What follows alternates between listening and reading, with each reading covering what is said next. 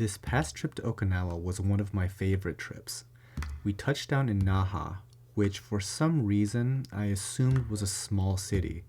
After being in Tokyo last night, I suppose every city would be a small city in comparison, but Naha's size really surprised me. Coming from the Midwest, this place looks larger than any major city around me. The level of development just goes on and on. We didn't stay too long in Naha, however. The bulk of our stay was up north in a town called Onna, which is much more of a resort area. Our hotel was the Intercontinental Manza Beach, and I fell in love with it from the moment I saw it. It's located at the tip of a peninsula, and it looks out over a gorgeous bay and the rest of the ocean. It has something like 7 restaurants in it, so we were able to try all sorts of food right on the resort. It wasn't a cheap hotel to stay at, but I have no regrets at all, and if I ever came back to Okinawa, this place would be high on the list of places to stay. I just loved it here. This is a look at our room. Needless to say, we were a bit excited about the accommodations and the view. Suzanne is really good at finding good upgrades that don't cost that much. I think we paid an additional $50 more to get a balcony suite, and the balcony practically doubled the size of the room while giving us a 270-degree view of the ocean.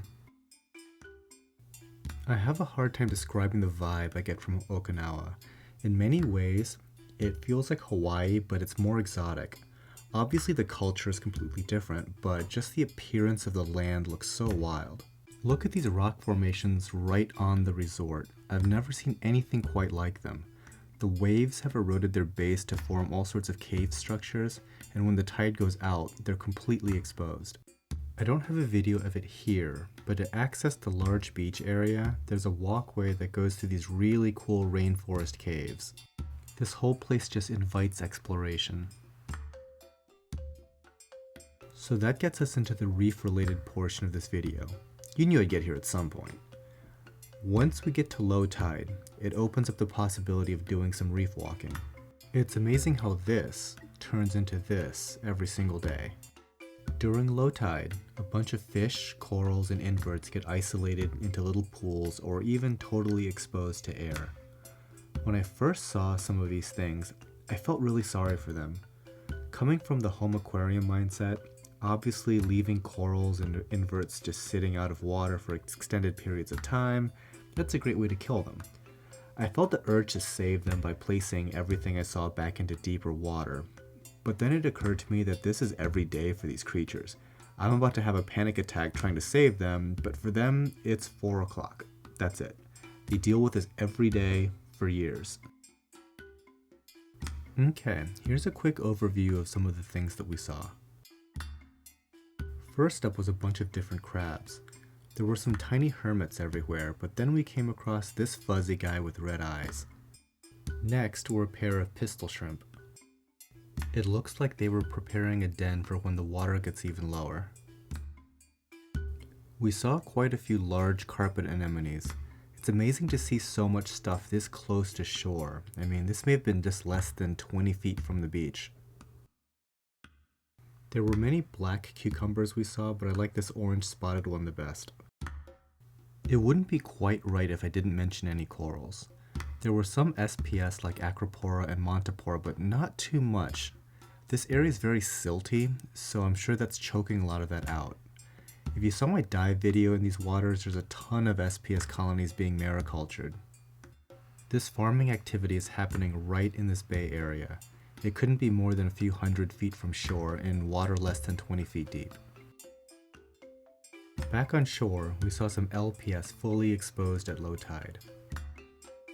Then we came across this guy. If it is what I think it is, it's potentially very dangerous. I think it may be a cone snail, which has a venomous sting. I told the girls to stay away from that and anything that looks like that just to be safe.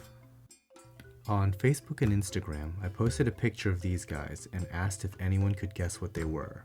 The day before, Erica saw them and showed me a couple pictures on her phone. She thought that they were cuttlefish, and from the photo they kind of did. When I saw them in person though, it was pretty clear that they weren't cuttlefish but rather huge sea hares, which are a type of nudibranch that eats algae. Lastly, this was the most mind-blowing thing I saw. There were tridacna clams everywhere. Again, this is right off the beach, and during low tide, these clams get exposed to open air. What was surprising was that they weren't even bothering to close. If you take a clam out of water at home, they close shut. Out here, they have a fully extended mantle. So that pretty much does it for my video of the resort we stayed at in Okinawa. Just editing this video makes me really want to go back for another trip. We weren't able to stay too long, unfortunately, which is my only regret when it comes to this vacation. The plus side is that it leaves just that much more to look forward to for a future visit. Anyway guys, I hope you enjoyed the video. Take care.